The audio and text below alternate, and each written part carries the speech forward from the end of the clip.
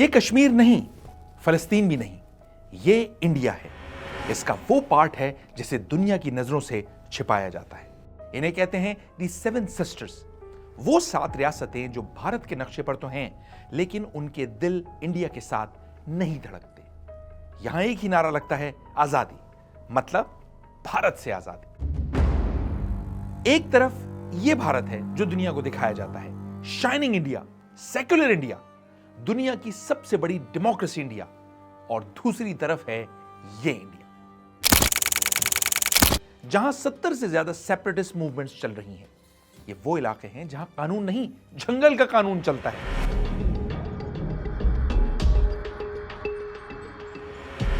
یہاں کوئی بھی وردی میں چلتا نظر آئے تو اس کو مارنے کا کھلا لائسنس ہے، اور وردی والے کو بھی مارنے، ریپ کرنے کی کھلی اجازت ہے۔ تو آئیے دیکھتے ہیں 7 سسٹرز کا مسئلہ کیا ہے، اور اتنا بڑا پرابلم تھا تو یہ انڈیا کا حصہ کیوں اور کیسے بنی۔ یہ وہ کہانی ہے جو آپ کو میڈیا کبھی نہیں دکھائے گا، لیکن انقلاب اس سے ضرور پردہ ہٹائے گا، ظلم کی، جبر کی، خونی بغاوتوں کی تاریخ بتائے گا، اور اس علاقے کی اسٹریٹجک امپورٹنس بھی سمجھائے گا جسے چکنز نیک کہتے ہیں، وہ جگہ جو کسی بھی وقت بھارت کی گردن توڑ سکتی ہے۔ مڈ اگست 1947 ہندوستان کی تاریخ کا اہم ترین دن۔ انگریز ہندوستان چھوڑ رہے تھے۔ جو علاقے ڈائریکٹ برٹش رول میں تھے ان کا فیصلہ تو ہو چکا تھا، لیکن یہاں سینکڑوں ایسے علاقے بھی تھے جنہیں پرنسلی اسٹیٹس کہتے تھے۔ ان چھوٹی بڑی ریاستوں کو آپشن دیا گیا تھا کہ یا تو انڈیا میں شامل ہو جائیں یا پاکستان، لیکن جو ہوا وہ آپ کو پتہ ہی ہوگا۔ کشمیر، حیدرآباد اور جونا گڑھ کی کہانیاں تو آپ نے سنی ہی ہوگی، لیکن ایک سٹوری ایسی ہے جو کسی کو یاد نہیں رہتی، اور جنہیں یاد بھی تھی انہوں نے بھی اسے بھلا دیا۔ وہ ہے نارتھ ایسٹ انڈیا کے علاقہ، وہ جو ہسٹوریکلی کبھی بھی ہندوستان کا حصہ نہیں رہا تھا۔ اس علاقے کی ہمیشہ اپنی آزاد بادشاہتیں تھیں، اپنا کلچر تھا، اپنی زبانیں تھیں، اور سب سے بڑھ کر وہ نسلاً بھی بالکل الگ تھلگ تھے۔ یہاں تبتی، برمن اور منگولیائی نسل کے لوگ رہا کرتے تھے، جن کا رہن سہن، کھانا پینا، بلکہ چہرے ویرے بھی باقی ہندوستان سے بالکل جدا تھے۔ مثلاً یہاں کی ایک ریاست کا نام ہے منی پور، جو ایک آزاد اسٹیٹ تھی جس کی اپنی شاندار ہسٹری تھی۔ اس نے 1947 میں انڈیا میں شامل ہونے سے انکار کر دیا، اپنا کانسٹیٹیوشن بنایا، بلکہ 1948 میں وہاں الیکشن بھی ہوئے۔ جی ہاں، وہ ایک الگ ملک بننے والا تھا، لیکن نئی دلی میں بیٹھے بھارت کے ڈیموکریٹک لیڈرز کو یہ آزادی بالکل پسند نہیں۔ اکتوبر 1949 میں انہوں نے منی پور کے مہاراجا کو شیلانگ بلایا اور وہاں نظر بند کر دیا، اور پھر گن پوائنٹ پر زبردستی ان سے بھارت میں شامل ہونے کے معاہدے یعنی مرجر ایگریمنٹ پر سائن کروائے گئے۔ یہ ایک کھلا اور ڈھٹائی سے کیا گیا قبضہ تھا۔ عوام کا کہنا تھا کہ بادشاہ کے پاس یہ اتھارٹی ہے ہی نہیں کہ وہ مرجر ایگریمنٹ کرے، لیکن قبضہ ہو گیا اور کوئی اسے روک نہیں پائے۔ اور یہ صرف منی پور میں نہیں ہوا، یہی کہانی تریپورہ میں بھی ریپیٹ کی گئی۔ وہاں کی ملکہ پر بھی دباؤ ڈال کر سازش کر کے مجبور کیا گیا کہ وہ بھی سائن کرے۔ یہیں پر ایک اسٹیٹ ناگالینڈ بھی ہے، جس کی جنتا نے تو 14 اگست 1947 کو ہی انڈیا کی آزادی سے ایک دن پہلے اپنی آزادی کا اعلان کر دیا تھا۔ ان کا کہنا تھا کہ ہم کبھی انگریز کے غلام نہیں رہے تو ہم انڈیا کے غلام کیوں بنے، لیکن ان کی آواز کو بھی بندوق کی طاقت سے دبا دیا گیا۔ یہ میرج نہیں، سمجھے ایک اغوا تھا، ایک نہیں بلکہ 7 ریاستوں کو بندوق کی نوک پر انڈین یونین میں شامل کر دیا گیا۔ یہی وجہ ہے کہ انڈیا کبھی ان کا دل نہیں جیت سکا۔ بغاوت کا بیج سمجھیں اسی دن بو دیا گیا تھا، اور فصل آگے آنے والی نسل کاٹ رہی ہے۔ بھارت نے ان ریاستوں کی زمین پر تو قبضہ کر لیا، لیکن اب اس کے سامنے ایک اور بہت بڑا چیلنج تھا، دلوں اور دماغوں پر بھی قبضہ کرنا۔ اور اس کے لیے جو طریقہ انڈیا نے اپنایا وہ بندوق سے بھی زیادہ خطرناک تھا۔ اس نے ان لوگوں کی ہزاروں سال پرانی آئیڈینٹی پر ہی حملہ کر دیا۔ نئی دلی میں بیٹھے نیتاؤں نے سوچا کہ وہ زبردستی ان لوگوں کو انڈین بنائیں گے، تو انہوں نے اپنی زبان یعنی ہندی، اپنا کلچر اور اپنے ریلیجن کو ان پر تھوپنے کی کوشش کی، اور سب سے بڑھ کر انہوں نے باہر سے لا کر لاکھوں لوگوں کو یہاں آباد کرنا شروع کر دیا۔ مقصد کیا تھا؟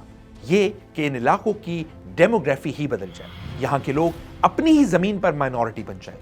اور دنیا کی تاریخ ہے، جب بھی کوئی ایسا کرتا ہے بغاوت کی آگ بھڑکتی ہے۔ اس آگ کی 3 اور بہت ہی خونی کہانیاں ہیں۔ پہلی کہانی ناگا بغاوت کی۔ भारत की सबसे पुरानी जंग, नागालैंड के अवाम 1947 में ही अपनी आजादी का ऐलान कर चुके थे। उन्होंने भारत के इस कल्चर अटैक को कभी कबूल नहीं किया, इसलिए उन्होंने बंदूक उठा ली और यूं जन्म हुआ NSCN का।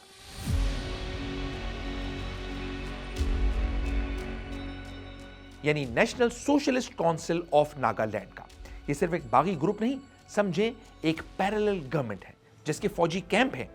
ये टैक्स लेते हैं और आज भी आजाद नागालैंड के लिए लड़ रहे हैं। ये इंडिया की तारीख की सबसे पुरानी जंग है जो 1955 में इलाके में इंडियन आर्मी लगाने से लेकर आज तक जारी है।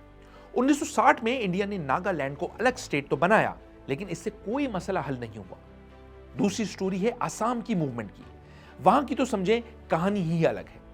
आसाम डायरेक्ट ब्रिटिश रूल में था, यानी ये बराह रास्त इंडिया का पार्ट बना। फिर यहां बगावत क्यों हुई? इसकी वजह है बांग्लादेश से आने वाले लाखों गैर कानूनी माइग्रेंट्स और फिर आसाम को टुकड़े टुकड़े करना। 1970 तक आसाम एक बड़ी रियासत था, लेकिन फिर इसमें से मजीद स्टेट्स निकाली गई। 1972 में मेघालय को एक अलग रियासत बना दिया गया और अरुणाचल प्रदेश और मिजोरम को यूनियन टेरिटरीज के नाम पर अलग कर दिया गया, जिन्हें 1986 में खुद भी स्टेट का दर्जा मिला, लेकिन हालात इससे कहीं पहले खराब हो चुके थे। 1971 और इसके बाद बांग्लादेशी महाजरीन की आमद ने समझे बर्दाश्त की लिमिट खत्म कर दी, क्योंकि इंडियन गवर्नमेंट ने अपनी वोट बैंक की सियासत के लिए इन महाजरीन को यहां आबाद होने दिया। और नतीजा, आसाम के अवाम को लगा कि वो अपनी ही जमीन पर माइनॉरिटी बन रहे हैं। उनकी जबान, उनका कल्चर, उनके वसाइल सब खतरे में। और इसी खौफ, इसी गुस्से ने जन्म लिया उल्फा को, यानी United liberation front of Assam. एक ऐसी तंजीम जिसने कई दहाइयों तक इंडिया के खिलाफ एक खूनी गोरिल्ला वॉर लड़ी और अब भी इसी के बाकियात आसाम में मौजूद हैं। और तीसरी और सबसे तकलीफदेह कहानी है मणिपुर की। लेकिन इस कहानी से पहले जरूरी है उस काले कानून को समझना जिसने इंडियन आर्मी को कत्ल, तशद्दुद और रेप का खुला लाइसेंस दे रखा है। जब दिल्ली के तख्त पर बैठे हुक्मरानों ने देखा कि उनका कल्चरल इन्वेजन नाकाम हो रहा है, लोग अपनी आइडेंटिटी छोड़ने को तैयार नहीं, तो उन्होंने फैसला किया कि अगर लोग प्यार से नहीं मानते तो उन्हें खौफ से झुकाया जाएगा। यहां से शुरू होता है सेवन सिस्टर्स पर रियासती दहशतगर्दी का वो डार्क चैप्टर जो आज तक जारी है। और इस दहशतगर्दी का सबसे बड़ा और सबसे बेरहम हथियार है एक काला कानून। एक ऐसा कानून जिसे सुनकर शायद आपको यकीन ना आए कि ये दुनिया की सबसे बड़ी जमहूरियत का कानून भी हो सकता है। 1958 यानी 1958 में बनने वाले इस कानून का नाम है arm forces special powers act, यानी शॉर्ट में अफ्स्पा। जी हाँ, वही कानून जो कश्मीर में भी लागू है। मशहूर फिल्म हैदर के एक सीन में आपने इसका जिक्र भी सुना होगा, बेशरम गुस्ताख जैसे अफ्स्पा। तो ये अफ्स्पा क्या है, क्या कहता है? ये कानून भारतीय फौज को किसी भी डिस्टर्ब्ड एरिया में ऐसे इख्तियार देता है जिनका जमहूरियत में कोई तसव्वुर भी नहीं। नंबर 1, फौज किसी को भी सिर्फ शक की बुनियाद पर गोली मारकर कत्ल कर सकती है। नंबर 2, फौज किसी भी घर में किसी भी वक्त बगैर किसी वारंट के दाखिल हो सकती है, तलाशी ले सकती है और इस मकान को तबाह बर्बाद कर सकती है। नंबर 3, फौज किसी को भी बगैर किसी वजह के गिरफ्तार कर सकती है और महीनों तक कैद कर सकती है। और अगर आपको अभी तक खौफ महसूस नहीं हुआ तो यह भी सुन लें कि ऐसा करने वाले किसी फौजी के खिलाफ किसी अदालत में कोई कार्रवाई नहीं की जा सकती। इसे पूरा कानूनी तहफ़्फ़ुज़ हासिल होगा, यानी वो गलत भी साबित हो तब भी उसको कोई कुछ नहीं कर सकता।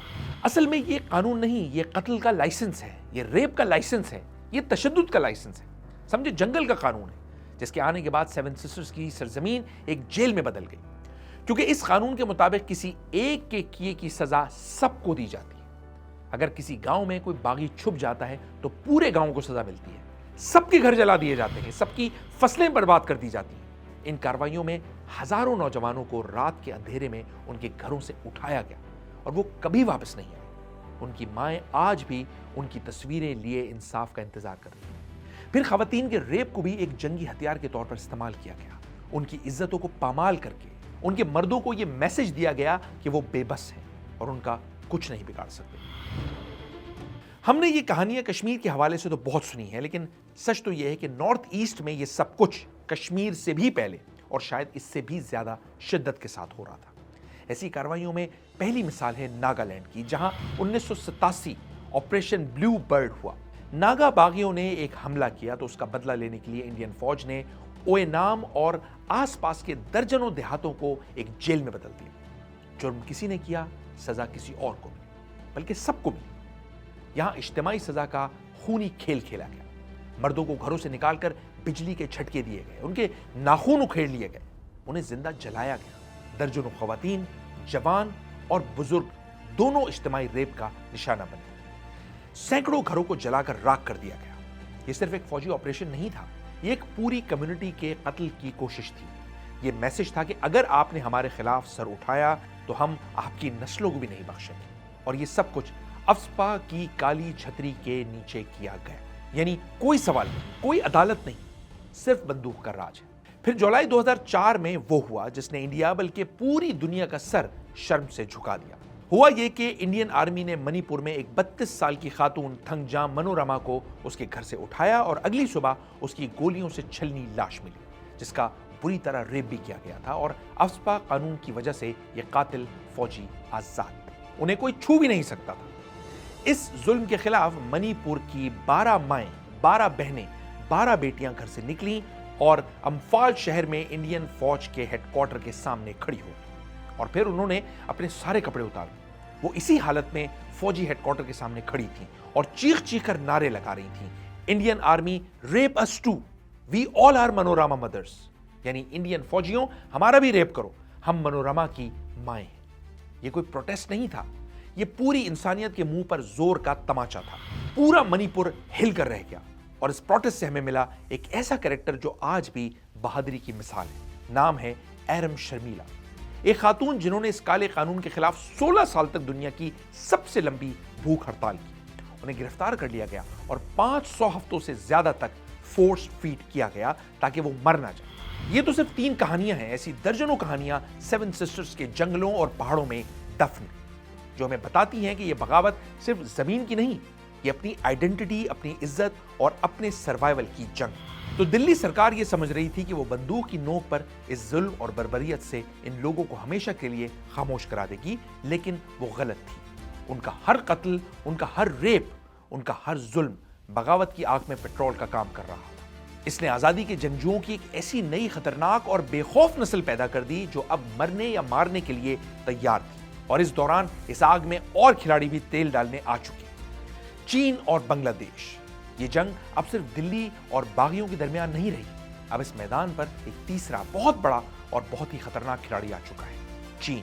भारत की इन 7 सिस्टर्स के बॉर्डर सिर्फ भारत से नहीं, चीन, भूटान, म्यांमार और बांग्लादेश से भी मिलते हैं। यानी ये एक बहुत ही सेंसिटिव और स्ट्रेटेजिक रीजन है। और चीन तो इस रीजन में इंडिया को हमेशा से चैलेंज करता है, खासतौर पर अरुणाचल प्रदेश की रियासत। अरुणाचल के बारे में चीन का कहना है कि यह इलाका हिस्टोरिकली तिब्बत का पार्ट था, इसलिए यह चीन का है। वो तो इसे साउथ तिब्बत कहता है और अपने नक्शों में अरुणाचल को अपना हिस्सा दिखाता है। लेकिन यह सिर्फ एक सरहदी झगड़ा नहीं, समझें ये 2 एशियन जाइंट्स के बीच ताकत की जंग है। और इस इलाके में एक दूसरे को नीचा दिखाने के लिए वो कुछ भी करने को तैयार है। और 2024 में बांग्लादेश में जो कुछ हुआ है, इसने तो रीजन को और भी गर्म कर दिया। इस इलाके में इंडिया का सबसे अहम पार्टनर था बांग्लादेश। अवामी लीग की गवर्नमेंट हमेशा से इंडिया के साथ रही, लेकिन जुलाई 2024 में एक अवामी इनकलाब के बाद यह हुकूमत खत्म हो गई। इंडिया अपने एक बड़े पार्टनर, बड़े एसेट से महरूम हो चुका है। और यह बात इसलिए खतरनाक है क्योंकि 7 सिस्टर्स का रास्ता बिल्कुल चीन और बांग्लादेश के बीच से निकलता है। यह है भारत की सबसे कमजोर जगह, वो 22 किलोमीटर की पतली सी पट्टी जिसे कहते हैं सिलीगुड़ी कॉरिडोर। लेकिन इसका पॉपुलर नेम भी है चिकन स्नैक। जी हां, मुर्गी की गर्दन। यही वो कच्ची डोर है जो इन 7 सिस्टर्स को बाकी इंडिया से जोड़ती है। जरा इस नक्शे को देखें। अगर कल चीन और इंडिया की कोई जंग हो जाती है, जैसे कि चीन अरुणाचल प्रदेश पर दावा भी करता है, तो हालात जरा भी खराब हुए और चीन इस पट्टी पर कब्जा कर लेता है तो क्या होगा? इन 7 रियासतों का इंडिया के साथ जमीनी कनेक्शन तो खत्म हो जाएगा, क्योंकि बांग्लादेश में एक भारत मुखालिफ हुकूमत होने की वजह से इंडियन फौज की सप्लाई लाइनें मुकम्मल तौर पर कट जाएंगी। और फिर वो दर्जनों बागी तंजीमें जो 75 साल से किसी मौके का इंतजार कर रही हैं, वो क्या करेंगी? इसका आपको अंदाजा अच्छी तरह हो रहा हो। तो जनाब, यह है इंडिया का सबसे डरावना ख्वाब। यह स्ट्रेटेजिक चेकमेट है, सिर्फ एक थ्योरी नहीं, यह एक रियल और जीता जागता खतरा है। اور اسی خطرے کی وجہ سے یہ بغاوتیں اب صرف انڈیا کا اندرونی مسئلہ نہیں رہی، یہ اس کے وجود کے لیے ایک خطرہ ہے۔ سیون سسٹرز کی آزادی کی جنگ، چین کا بڑھتا ہوا سایہ اور ہندوتوا کی تنگ نظری نے اس علاقے کو ایک بارودی سرنگ میں بدل ڈالا ہے جو کسی بھی وقت پھٹ سکتی ہے اور آئیڈیا آف انڈیا کو بھی برباد کر سکتی ہے۔ اور آئیڈیا آف انڈیا کیا تھا؟ یونٹی ان ڈائیورسٹی، ایک ایسا ملک جہاں سینکڑوں بلکہ ہزاروں زبانیں، ثقافتیں اور نسلیں ایک ساتھ رہتی ہیں، امن کے ساتھ۔ لیکن سیون سسٹرز کی کہانی تو کچھ اور ہی بتا رہی ہے۔ یہ بتا رہی ہے کہ یہ تو صرف اور صرف ایک دعویٰ ہے، کھوکھلی باتیں ہیں۔ یہ بتا رہی ہے کہ انڈیا کی یونٹی کسی کی رضامندی پر نہیں بلکہ طاقت اور جبر کے زور پر ہے۔ اس کہانی کا سب سے بڑا سوال ہی یہی ہے کہ دنیا کی سب سے بڑی جمہوریت ہونے کا دعویٰ کرنے والا ملک کیا گن پوائنٹ پر کروڑوں لوگوں کو ہمیشہ کے لیے اپنا غلام بنا کر رکھ سکتا ہے؟ تاریخ تو یہی بتاتی ہے کہ ایسا نہ کبھی ہوا ہے اور نہ ہوگا۔ آپ زمین پر تو قبضہ کر سکتے ہیں لیکن آپ دلوں پر اور دماغوں میں موجود آزادی کی خواہش پر قابو نہیں پا سکتے۔ سیون سسٹرز کی یہ کہانی ہمیں یاد دلاتی ہے کہ جب دل آزاد ہوتا ہے تو دنیا کی کوئی فوج، کوئی کالا قانون اسے ہمیشہ کے لیے قید نہیں رکھ سکتا۔ سوال اب یہ ہے ہی نہیں کہ بھارت ٹوٹے گا یا نہیں، سوال اب صرف یہ ہے کہ ایسا کب ہوگا۔